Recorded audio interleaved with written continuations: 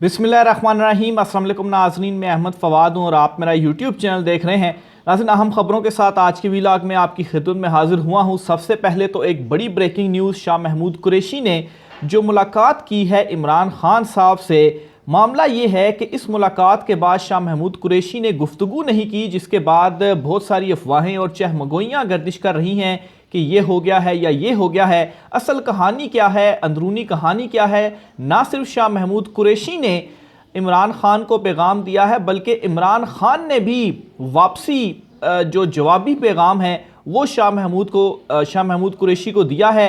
अंदरूनी कहानी आपके सामने रखूँगा कि क्या इस मुलाकात में हुआ है, कुछ अहम तफसीलात आपसे मैं शेयर करूँगा। दूसरे नंबर पर नाजरीन, मुस्लिम लीग नून का धड़न तख्ता होने जा रहा है। ये मामलात तय हो चुके हैं। इमरान खान के खिलाफ एक आखिरी कार्ड रह गया था जो कि इस वक्त खेला जा रहा है और ये आखिरी कार्ड भी नाकाम होने जा रहा है। इमरान खान के अगेंस्ट जो मुकदमात या जो एक कत्ल का मुकदमा दर्ज किया गया और फिर उसके बाद उनकी गिरफ्तारी, इस हवाले से जो तफसीलात सामने आ रही हैं, ये सारे का सारा मामला इस वजह से हो रहा है कि इमरान खान के ऊपर दबाव डाला जाए कि अगर आपने हमारी बात ना मानी तो फिर आपका जो मुस्तकबिल है वो जेल होगा और फिर भुट्टो तर्ज का जो मुकदमा है वो भी आपके ऊपर बनाया जा रहा है। लेकिन नाज़रीन, ये सिर्फ और सिर्फ दबाव की हद तक है। इमरान खान ने इन तमाम तर चीज़ों से भी इनकार किया है। इस पर भी कुछ तफसीलात हैं, वो भी आज के व्लॉग में आपके सामने रखूँगा। सबसे पहले तो नाज़रीन, कुछ अहम तफसीलात, कुछ अहम अपडेट्स जो इस वक्त की कुछ अहम हैपनिंग्स हैं, जो कि बहुत सारी ऐसी चीज़ें जो इन के साथ पैरेलल चल रही हैं, इस पर आपके साथ ये जो चीज़ें हैं वो मैं शेयर करता चलूँ, क्योंकि ये सारे का सारा जो मामला है इन चीज़ों के साथ जुड़ा हुआ है। जहांगीर तरीन ने जो अपनी नई सियासी जमात है वो बना दी है और इसका जो नाम है वो भी सामने आ चुका है। इस्तेहकाम पाकिस्तान के नाम से जहांगीर तरीन की जानिब से ये जो जमात है वो बनाई गई है और इस जमात में पाकिस्तान तहरीक इंसाफ के ही जो सारे लोग हैं वो शामिल हैं। यहाँ तक कि वो लोग पाकिस्तान तहरीक इंसाफ के जिन्होंने कुछ रोज़ कबल तक ये कहा था कि हम तो सियासत से ही आउट हो रहे हैं, हम तो ब्रेक ले रहे हैं, हमें गोली मार दी जाए लेकिन इमरान खान को हम नहीं छोड़ेंगे, हम सियासत छोड़ रहे हैं, वो सारे के सारे कल एक अशाइया हुआ अलीम खान के घर पर मुबैना तौर पर और उस अशाइया में वो मौजूद थे। और फिर इसके बाद ही जहांगीर तरीन ने अपनी नई सियासी जमात का जो अनाउंसमेंट है वो की और उनकी जो सियासी जमात थी उसका नाम सामने आया।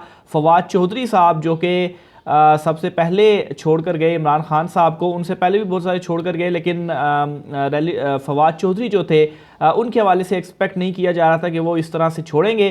तो बहरहाल फवाद चौधरी उस अशाइये के अंदर मौजूद थे। आमिर कियानी जिन्होंने कुछ रोज़ कबल कहा जी कि वो सियासत छोड़े हैं, वो भी उस अशाइये के अंदर मौजूद थे। इमरान इस्माइल हो गए, इसके अलावा अली जैदी हो गए, दीगर भी पाकिस्तान तहरीक इंसाफ के लोग मौजूद थे। लेकिन ये वो कुछ नाम थे जिनसे शायद आप कहें कि ये कुछ रोज़ कबल तक कह रहे थे कि हम तो सियासत से ही किनारा कशी इख्तियार कर रहे हैं, ब्रेक इख्तियार कर रहे हैं, लेकिन एकदम से जहांगीर तरीन के साथ शामिल होना और फिर इस तरह से उनकी जो तस्वीरें हैं वो सामने आया। बाकायदा तौर पर ये जो तस्वीरें हैं ये भी सोशल मीडिया के ऊपर गर्दिश कर रही हैं। बहरहाल कौन कौन था मज़ीद मैं आपको क्लियर करके बताता हूँ। पंजाब से मुराद राज, फयाज उल हसन चौहान, फिरदौस आशिक अमान, नौमान लंगड़ियाल और नॉर्वेज शकूर शरीक थे।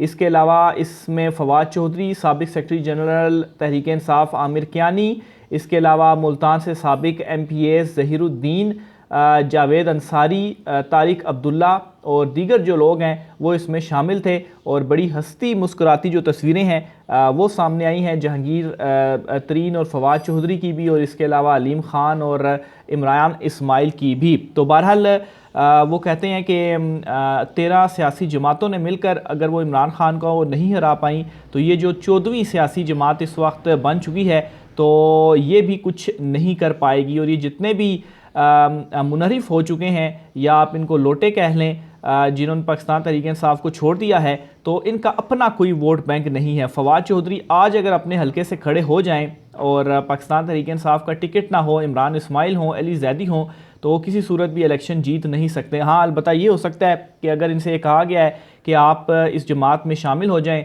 और हम आपको इलेक्शन जितवा देंगे तो शायद उस सूरत में कुछ हो सकता है, लेकिन साफ शफाफ इंतखाबात होने की सूरत में इनको बड़ी बुरी मार पड़ने जा रही है। खैर, अब भी जो इस वक्त अवाम के सेंटीमेंट्स हैं, जो सिचुएशन है, तो ये जमात कुछ भी कर ले, ये जो एक वोट बैंक है इमरान खान का, अभी तक इसको तोड़ने में नाकाम भी हुए हैं। और ये सारे जो लोग शमूलियत इख्तियार कर चुके हैं, इन्होंने अपना सियासी करियर एक किस्म का आप कहें कि वो आलमोस्ट क्योंकि वोट इनको नहीं मिलने जा रहा इमरान खान के अगेंस्ट, अब ये बाकायदा तौर पर सामने आ चुके हैं। यही फवाद चौधरी कुछ रोज़ कबल पीडीएम की बुराइयां कर रहे थे और इमरान खान के हमायती बने हुए थे। और जितने भी इमरान खान के आसपास के जो लोग थे, इस फिल्टर के बाद अब सारे नुमाया होकर सामने आ चुके हैं कि कौन किस जगह पर खड़ा हुआ है। इनसे बेहतर तो आप कह लें कि मलिका बुखारी या शीरी मज़ारी साबित हुई हैं कि जिन्होंने पहले प्रेशर बर्दाश्त किया, लेकिन दबाव के बाद फिर उनको पार्टी छोड़ना पड़ी, लेकिन वो बिल्कुल ही ख़ुद को उन्होंने साइड लाइन किया हुआ। ये नहीं कि वो वापस पॉलिटिक्स में आई हैं और इस तरह की जो हरकतें हैं वो कर रहे हैं, ख़ास तौर पर जिस तरह से फ़याज़ुल हसन चौहान या फिरदौस आशिक़ अमान जो गुफ्तगू कर रहे हैं। तो बहरहाल ये एक अहम डेवलपमेंट थी जहांगीर तरीन के हवाले से। दूसरे नंबर पर नाज़रीन सेम यही जो खेल है वो गिलगित बल्तिस्तान में भी शुरू हो चुका है। और गिलगित बल्तिस्तान ने पाकिस्तान जो स्पीकर हैं गिलगित बल्तिस्तान असम्बली के, उनके ख़िलाफ़ तहरीक अदम एतमाद लाई गई है और ये तहरीक अदम एतमाद कामयाब भी हो चुकी है। और 33 रुकनी ऐवान में मौजूद 22 में से 21 अरकान ने स्पीकर के ख़िलाफ़ वोट डाला, जबकि स्पीकर के हक़ में सिर्फ़ और सिर्फ एक वोट डाला गया है। तो ये एक बड़ी विकेट है। लास्ट व्लॉग में मैंने आपसे शेयर करनी थी। बहरहाल ये गिलगित बल्तिस्तान में भी जो तब्दीली का सिलसिला है वो शुरू हो चुका है। अलबत्ता ये जो अदम एतमाद की तहरीक है, ये पाकिस्तान तहरीक इंसाफ ने ही इनके ख़िलाफ़ ही लेकर आए हैं। तो बहरहाल अब नया स्पीकर गिलगित बल्तिस्तान में भी आएगा। दूसरी तरफ नाज़रीन, शाह महमूद कुरैशी ने जो इमरान खान साहब से मुलाकात की है और क्या पैगाम पहुंचाया है, ये डिटेल भी आप सुन लें। ज़राए के मुताबिक नाज़रीन, शाह महमूद कुरैशी ने ये जो मुलाकात की है इमरान खान साहब से, इस मुलाकात में इन्होंने इमरान खान से ये कहा है कि आप वक्ती तौर पर पीछे हट जाएँ, यानी कि माइनस फार्मूले की जो बात की थी वो तो इन्होंने की है, लेकिन आगे मज़ीद भी कुछ तफसीलात हैं। बैरून मुल्क चले जाएँ, या अगर बैरून मुल्क नहीं जाना तो यहाँ ही रहें, मगर लब कुशाई बंद कर दें, हमें मामलात तय करने दें, माफ़ी तलाफ़ी हो लेने दें। जब सब कुछ ठीक हो जाएगा तो आप वापस तहरीक इंसाफ को संभाल लीजिएगा। मुश्किल वक्त है और जज्बात के बजाय दानिशमंदाना फ़ैसलों की ज़रूरत है। अच्छा, इस मुलाकात के दौरान दोनों रहनुमाओं में तलखी भी हुई और सख्त जुमलों का तबादला भी हुआ। वाज़ेह है कि शाह महमूद कुरैशी मुल्तान की जिस हल्के से रुकन कौमी असम्बली मुंतखब हुए थे, इस हल्के से ताल्लुक़ रखने वाले इनके फाइनेंसर और सपोर्टर अभी तक रिहा नहीं हुए। तो ये जो है वो इस मुलाकात की अंदरूनी कहानी है। मज़ीद ये है कि शाह महमूद कुरैशी ने इमरान खान को ये भी कहा कि जो रिटायर्ड लोग आपको गुमराह कर रहे हैं, इन हालात में वो आपकी कोई मदद नहीं कर सकते, जिस पर इमरान खान ने शाह महमूद कुरैशी से बरहमी का इजहार किया। तो ये वो मुलाकात थी जिस मुलाकात के बाद शाह महमूद कुरैशी ने कोई गुफ्तगू नहीं की और दो टोक इमरान खान ने उनको पैगाम दे दिया और वो नो का पैगाम था। और इसको ब्रीफ इमरान खान साहब ने इस मुलाकात के बाद एक ख़िताब किया, उस ख़िताब में मज़ीद इसको जो ब्रीफ है वो कर दिया। और इस ख़िताब में इमरान खान साहब ने कहा है कि मैं कभी हकीकी आज़ादी से पीछे नहीं हटूँगा, आपने जो है वो हटाना है या जो है वो जेल में डालना है या गिरफ़्तार करना है, तो मैं इन तमाम तर चीज़ों के लिए तैयार हूँ, कभी ना। फिर साथ ही साथ उन्होंने लोगों से ये कहा कि इस निज़ाम को आपने कभी भी तस्लीम नहीं करना। जिस दिन आपने इसके सामने झुक गए या इस निज़ाम को तस्लीम कर लिया या इस जुल्म के निज़ाम को तस्लीम कर दिया, तो आपका कोई मुस्तकबिल नहीं रहेगा। तो ये इमरान खान के शाह महमूद कुरैशी की से मुलाकात जो उन्होंने की, उस मुलाकात के बाद ये अहम पैगाम था और शाह महमूद कुरैशी को भी उन्होंने ये पैगाम दिया। और फिर उसके बाद अपने ख़िताब की शक्ल में भी इमरान खान साहब ने ये पैगाम दे दिया कि आप जो भी दबाव डाल रहे हैं, आप कहते हैं कि गिरफ़्तार करेंगे, जेल में डालेंगे। मुकदमे के हवाले से इमरान खान साहब ने जिक्र किया, कत्ल का मुकदमा या भुट्टो तर्स का मुकदमा जो भी कर लें, मैं किसी सूरत पीछे नहीं हटूँगा। तो ये जो नर्व्स गेम है नाजरीन, असल में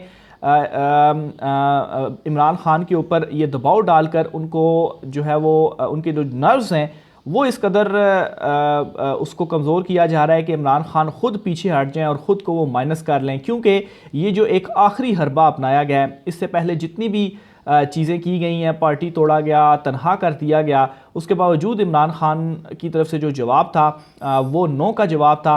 लेकिन अब ये और उस सारी सूरत हाल में तो ये था कि बराह रास्त इमरान खान के ऊपर उस तरह से उनको जेलें बर्दाश्त करना या उनके साथ कुछ नहीं हो रहा था, जो कारकुन और जो दीगर रहनुमा वगैरह थे उनके साथ हो रहा था। तो अब ये जो एक लास्ट कार्ड है, इस लास्ट कार्ड के मुताबिक फिर ज़ाहिर सी बात है इमरान खान को जो है वो फिर उनके ऊपर भी हाथ डाला जाएगा, गिरफ्तारी होगी, मुकदमात कायम होंगे। और फिर उसके बाद जो एक कल की प्रेस रिलीज़ भी सामने आई है ISPR की जानिब से, जिसमें ये दो टोक पैगाम दिया गया है कि जो हैंडलर्स हैं या जो मास्टरमाइंड वगैरह हैं उनको नहीं छोड़ा जाएगा, जो 9 मई के मुकदमात में मुलविस हैं। और इस प्रेस रिलीज़ के हवाले से ये कहा जा रहा है कि इनडायरेक्टली, नाम तो ज़ाहिर सी बात नहीं लिया गया, लेकिन इनडायरेक्टली ये इमरान खान साहब की तरफ ही इशारा था कि फिर जो है वो आर्मी, और साथ में उसमें ये भी कहा गया कि आर्मी एक्ट के तहत ही जो मुकदमात हैं वो फौजी अदालतों में चलाए जाएंगे। तो ज़ाहिर सी बात है अगर इमरान खान के अगेंस्ट ये 9 मई और दीगर ये सारे मामला चलाए जाते हैं तो फिर इसका मतलब ये होगा कि आर्मी एक्ट के ज़रिए फ़ौजी अदालतों में ही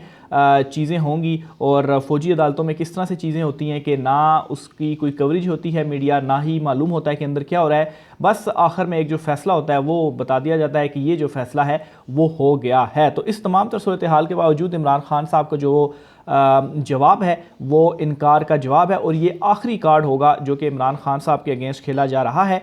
और इस कार्ड में ज़ाहिर सी बात है इसके बाद फिर और क्या ऑप्शन है जो कि इस्तेमाल किए जाएंगे। तो ये जो इस वक्त मामला है वो चल रहे हैं। और दूसरी तरफ जो PDM हुकूमत है, ख़ास तौर पर जो नून लीग है, उनको अब ये इदराक हो चुका है कि उनके साथ एक बड़ा हाथ हो गया है, क्योंकि जिस चीज़ की वो तवक्को लगाए बैठे थे कि शायद बस इमरान खान की पार्टी ख़त्म हो रही है और इमरान खान जो है वो माइनस हो रहा है और फिर उसके बाद ये जो सारे का सारा हलवा है ये हम खाएंगे, लेकिन जहांगीर तरीन के आने के बाद और फिर उसके बाद जिस तरह से आसिफ जरदारी पीपल्स पार्टी मुतहरिक हो गई है, इसके बाद जो है वो नून लीग अब उनका भी धड़न तख्ता होने जा रहा है। और उनको ये समझ लग गई है कि ये जो हलवा हम उम्मीद लगाकर बैठे थे कि हम खाएंगे, ये हलवा हम नहीं खाएंगे, बल्कि थोड़ा बहुत अगर हमें मिल गया तो ठीक है, अदरवाइज़ ये कोई और हलवा लेकर जाएगा, कोई और हलवा खाएगा, या तो जहांगीर तरीन खाएंगे या जिस तरह से आसिफ जरदारी इन दिनों एक्टिव हो गए हैं। तो लग ऐसे रहा है कि जो हाथ है वो पीपल्स पार्टी के सरों पर रख दिया गया है और ये जो सारे का सारा हलवा है वो पीपल्स पार्टी खाने जा रही है। इमरान खान साहब को इस सारी सूरत हाल के दौरान बड़ी एक अहम हिमायत भी हासिल हुई है। ज़मान पार्क की जो रौनकें हैं वो कुछ हद तक बहाल हुई हैं, यानी कि वकला जो बरादरी है वो इमरान खान साहब से वहाँ पर मिल रही है। कल भी शाह महमूद कुरैशी जब वहाँ पर मुलाकात के लिए गए इमरान खान साहब से मिलने के लिए, तो वहाँ पर वकला की एक बड़ी तादाद थी। वहाँ पर तकरीर वगैरह भी इमरान खान साहब की जानिब से की गई, शाह महमूद कुरैशी की जानिब से भी जो तकरीर थी वो भी वहाँ पर की गई। तो बहरहाल ज़मान पार्क में जो कुछ रौनकें थीं वकला बरादरी के हवाले से वो वहाँ पर मौजूद थी। फिर इसके अलावा इमरान खान साहब की कल एक और बड़ी एक अहम मुलाकात हुई है और ये मुलाकात अल्लामा राजा नासिर अब्बास से हुई है, जो कि वहदतुल मुस्लिमीन से उनका ताल्लुक़ है तो ये छोटी जमात, लेकिन इस सूरत हाल में जिस तरह से उन्होंने इमरान खान साहब से मुलाकात की है और उनका जो है वो उनसे उनके साथ हिमायत का जो ऐलान किया है और ये कहा है कि कभी भी सच्चाई के रास्ते पर चलने वालों का साथ नहीं छोड़ेंगे, ये अल्लामा राजा नासिर अब्बास की जानिब से कहा गया है। तो ये एक इमरान खान साहब के लिए एक साइन आप ये कहेंगे। ज़ाहिर सी बात है इस वक्त जो हालात चल रहे हैं सारे इमरान खान को छोड़ कर जा रहे हैं, तो इस सिचुएशन में इमरान खान की हिमायत का ऐलान करना, उनसे मिलना, और इससे कबल जो जमात इस्लामी थी हफीज़ुर रहमान उनकी जानिब से इमरान खान साहब से मुलाकात की गई और फिर उसके बाद जो मेयर के इंतखाबात हैं उनमें दोनों ने आपस में जो इत्तफ़ाक़ है वो किया। तो इस सारी सिचुएशन के दौरान कुछ हिमायतें भी इमरान खान साहब को मिल रही हैं और ये एक कुछ पॉजिटिव साइन भी आप कह सकते हैं।